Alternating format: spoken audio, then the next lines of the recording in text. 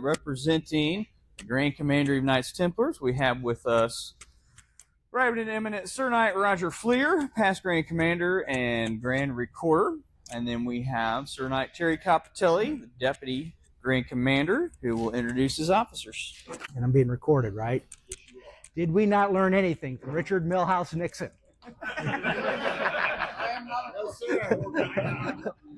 Thank you all.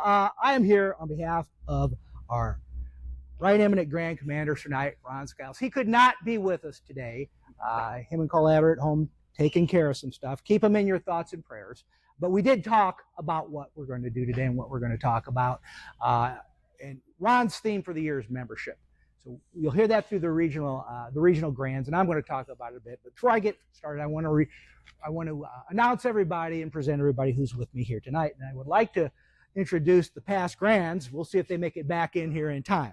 Starting with our line, I'd like to begin with Sir Knight Glenn Parker. Where are you at there, Glenn? Grand Senior Warden. What is it? I can't see, but I got my contacts in. Where's he at there? Grand Captain General. There it is. Sir Knight Ashley W. Young. Where are you at? Grand Senior Warden. Sir Knight Stuart English. Grand Junior Warden. Sir Knight Roger D. Fleer. I should know that. Grand Recorder. Let's see, I have Sir Knight Russell Bradshaw, our Grand Prelate. Where you at, Russell?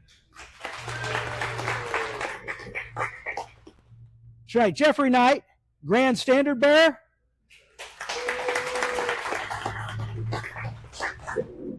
Sir Knight Doug Rose. Where I got you? Where are they? Grand Sword Bearer. And the run of the litter, Sir Knight Mike Esright, Grand Warder. Hey, thank you very much for this. Appreciate you all having us here. As I mentioned, Ron's message is membership. And I started thinking about it. I want to talk about membership and tie it into some things, and particularly with what was done here last night and today.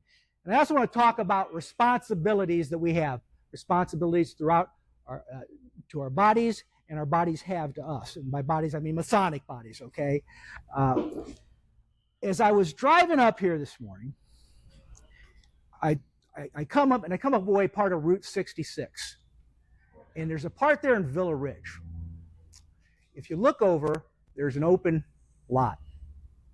And in the corner of that lot, there's a what used to be a corkboard backstop. Corkball. You remember that game, Corkball? And it got me thinking of that movie, Field of Dreams. Now, I looked today, that movie's from 1989. Is there anybody in here who's seen it? Okay. Anybody who hasn't? Because I'm going to ruin it for you, okay, if you haven't seen it. Movie's about a guy who has a vision. And his vision is of baseball. It means his life. It tells the story of his youth. And it's how he ties everything together. He's a farmer up in Iowa. And he wants to, he has a supernatural event that takes place. He hears a voice. Does anybody remember what is said? What if you build it, they will come. Okay? To me, that phrase is one of the strongest things and one of the greatest things we can do in masonry. Okay? And to a certain degree, though, I think that phrase is sometimes a millstone around our neck. Let me give you a good example of how that phrase is used, okay? And I'm talking about what we did last night and today. Think about the event that was put together, okay? And I'm going to call you guys out on this, okay? Matt, who was on your committee? It was you, it was Kevin, who else? It was Adam? Jim? Adam, Ashley, Mike Estrai, Terry,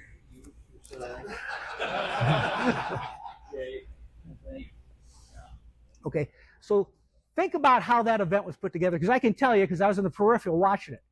Like a lot of Masonic things, this wasn't something they said, hey, let's do this 2 weeks from now. Where do you want to have it? Who's going to bring donuts? Okay, this stuff started over a year ago. The idea of this started percolating up. And these guys went way beyond what's normally done. I mean, they brainstormed, they said the plan that we had, the way we were doing it just wasn't clicking anymore for the fraternity. So they started putting together programs of what they wanted to do. And then they started thinking about where we're going to do it and how we're going to do it. The fact that we're all casual here today, and the fact that we're going to make a big effort and go buy a block of rooms and commit everybody to that. If you want to get a room, get a room. If you don't, drive 45 minutes back, both ways, both days, Terry, okay? Do whatever you want. They went all across the strait looking for a venue. Lord knows how many places like this they had to sit in and drink old fashions before they found the perfect one, okay? And then,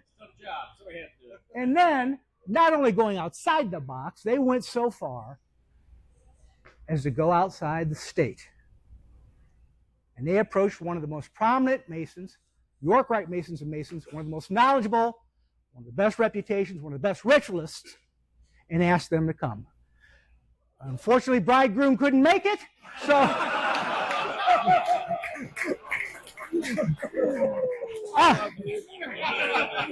I'm sorry, that was a long way to go for a bit, okay?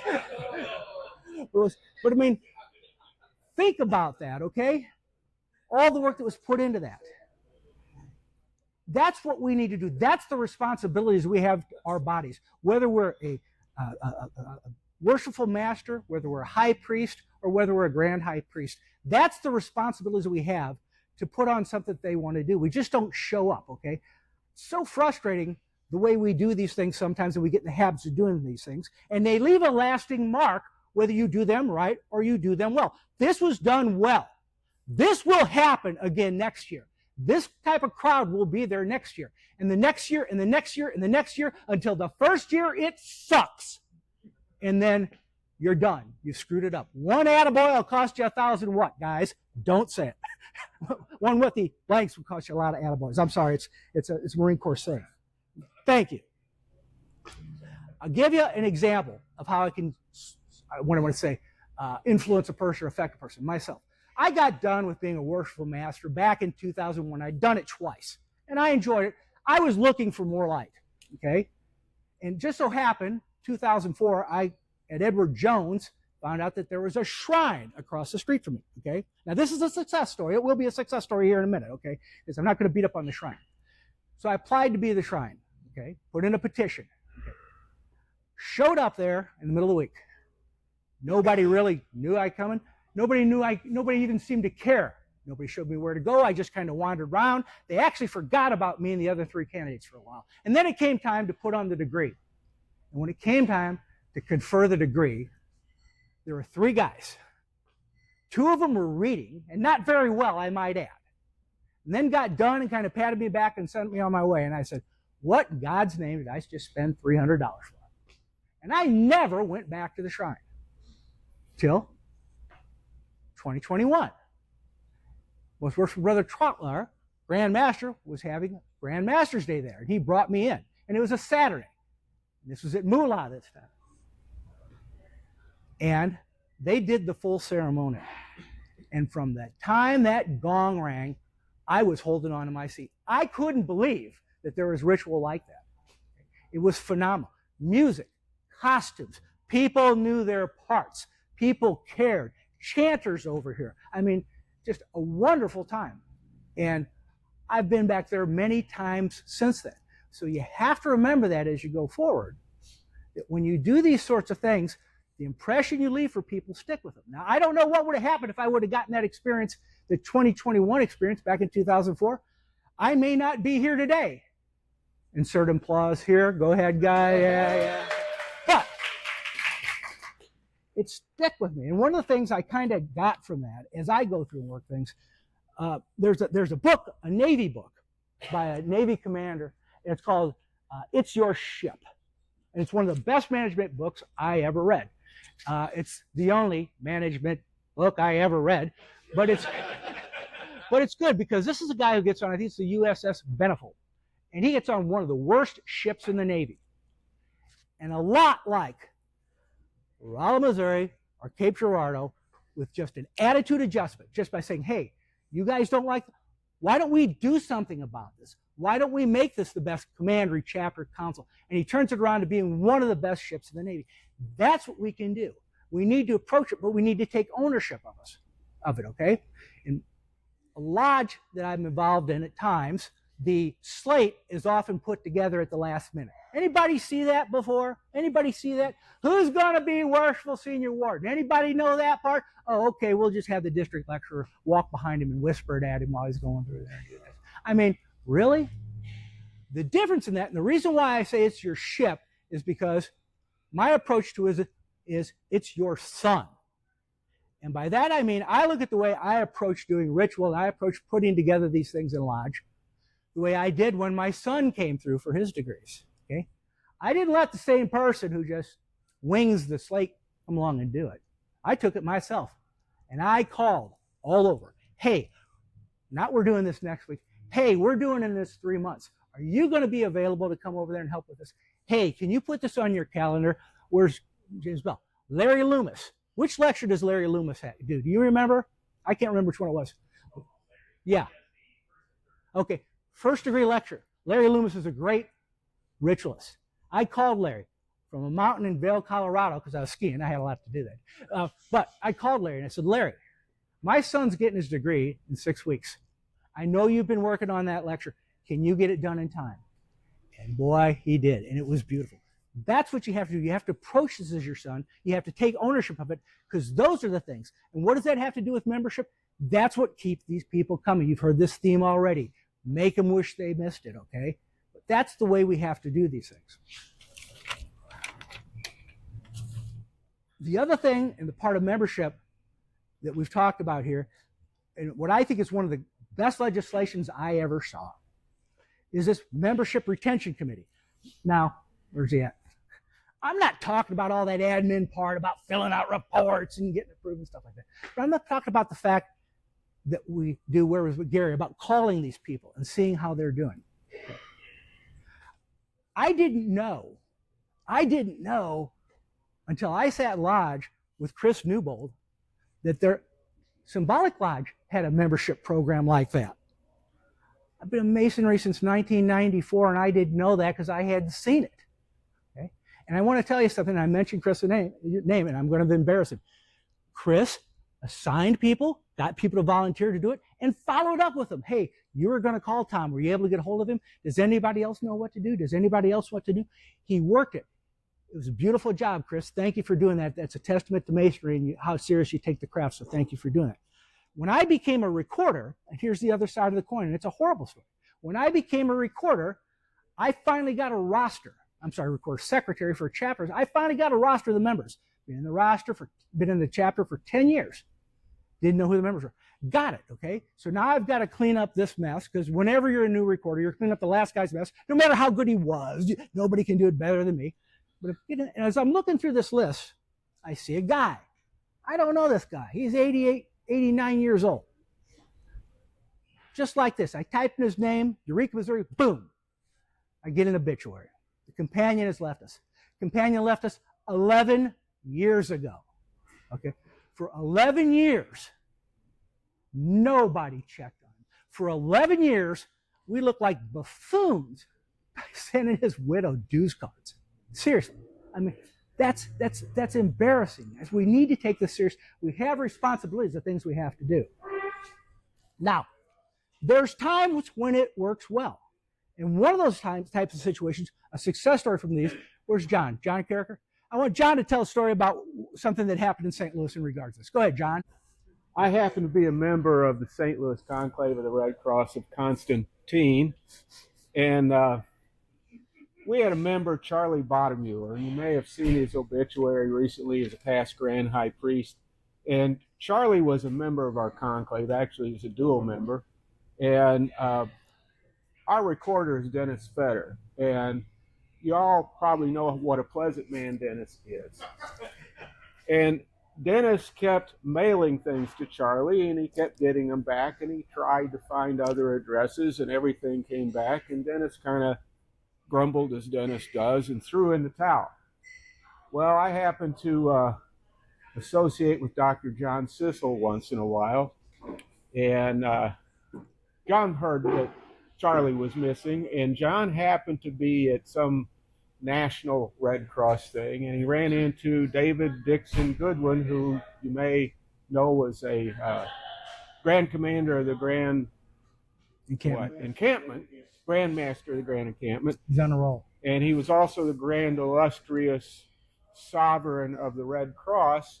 And John Sissel was talking to him about that, and David said, well, what's his name? Pulled out his phone. He happened to have the Grand Commandery's, the night, what am I trying to say? Grand Encampment? No, the magazine, Night Templar magazine. That's what I'm trying to say. Pulls up the address list. Said, here he is. And sure enough, he was. So John and I went out to visit him because we'd had name tags made, and there were two reasons to visit. One was the name tag. We wanted to deliver it to Charlie. And two is, with Sissel, anything is an excuse to go to lunch. So we went to lunch. We went to visit Charlie. He was living in assisted living with his wife, and we had a nice visit with Charlie. And we kept saying, we need to go visit Charlie again. Well, the next thing we heard was Charlie moved from assisted living to the memory care unit. And as you all know, a couple months ago, I guess, Charlie passed away. And we never did go see him again. So two takeaways from this story. One is, if you're looking for somebody, be persistent, be creative. And two is, once you visited this person, do it again, because you're going to lose a chance real soon. Thank you, John. Thank you very much. Yeah.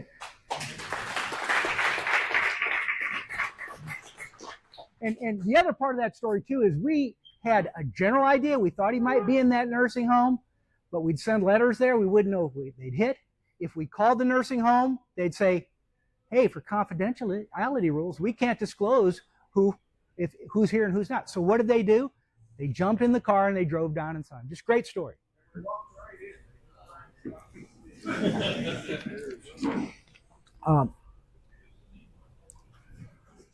So as I'm talking about roles and responsibilities, I guess the thing I'm trying to say to you, and I'm good, is we have a responsibility to our brethren, and brethren, you have a responsibility to yourselves. If your commander or your secretary or whoever isn't doing what they're supposed to do, you need to say something about it. Just don't sit there and assume all is well. Don't assume anything. Okay? Shifting gears, but talking about roles and responsibilities here a little bit, I'm going to talk about something everybody loves to talk about. Tax-exempt status. Okay? You need to hear about this, okay? Because you all have roles and responsibilities of what you can do that can cost thousands and thousands of dollars. And you can blow it and cost us thousands and thousands of dollars. And I'll give an example. And it has to do with EINs. Okay? Every chapter, every council, every commandery, every lodge knows you got to do that 990 postcard, right? Please nod your head. Yes, we know we need to do it. Okay. Thank you, Osama bin Laden. That's where that stuff got started, okay? They were afraid of money laundering after 9/11. So little lodges and stuff have to do 990s, the postcard, to verify that they're a tax-exempt organization and they're real. And bigger organizations have to do bigger and bigger forms depending on how much assets they have, okay? They have to print these up. This happens to be for the Missouri Masonic Foundation for Prevention of Substance Abuse. So we have to do a longer form with that. If you don't do it for 3 years, you're not tax exempt, okay? You're not tax exempt anymore. And if you're working on getting it back and the IRS shows up and says, hey, you're not tax exempt, you owe us money, you can't say, I'm working on it, okay? They require the money up front. Now, if you take these little bodies, and little bodies, I mean, like, I'll use St. Louis Yeoman of York, for example. We collect $280 a year, and we pay $200 of that per capita. So we make about $100. The IRS is just like any legal organization. They're not going to spend a lot of time chasing us. But think about the big guns, okay? Think about the Grand York Rite. Right? Any revenues they have, once you take away expenses, that's taxable. Oh, by the way, the penalty, $10,500 a year. Okay? The bigger penalty, hey, you know all those mutual funds you've been getting capital gains and interest on the CDs? All that is now taxable. Okay? And if it's been missing for 5 years, you've got to go back and get all that. Okay? So there are big responsibilities put on you when you're put in these positions. It drills down, and again, the Grand Lodge guy too, I'll tell you, we had a situation, it sounded so it was so innocent. You had a temple in the middle of the state that was part of the lodge. And just like every temple, the temple had just lost appendant bodies that met there. That eventually became that it was just the lodge and the temple board. And that was it. Sound familiar? Yeah, we got a lot of those. And then COVID hit. So people weren't meeting regularly, but the temple board had a few meetings. And somewhere along the line, the temple board decided we're going to be a fraternal building, not necessarily a Masonic fraternal building. And they changed the charter. And then the lodge did something. They didn't like it. They kicked the lodge out. And then they went to sell the lodge building. Okay? I'd like to say tens of thousands of Masonic money, dollars, were spent. It was more than that, trying to fix that situation. It's fixed now, and that's the legislation you saw on the floor last year. But actions have consequences. Okay? I'm not a financial advisor, and I'm not a tax guy, but I'm saying when we have these things that you're not sure about, whether it's in your local lodge or whether it's in your bigger body, ask, okay? Had it before. If somebody's not showing you a budget in your lodge, get a budget. If somebody's not showing you books, it's time to stop and say, no, I have a responsibility. I put my hand on a Bible, and I have a responsibility to follow these things. You're putting me in a bad place. We've got to see the books and insist upon it. Okay?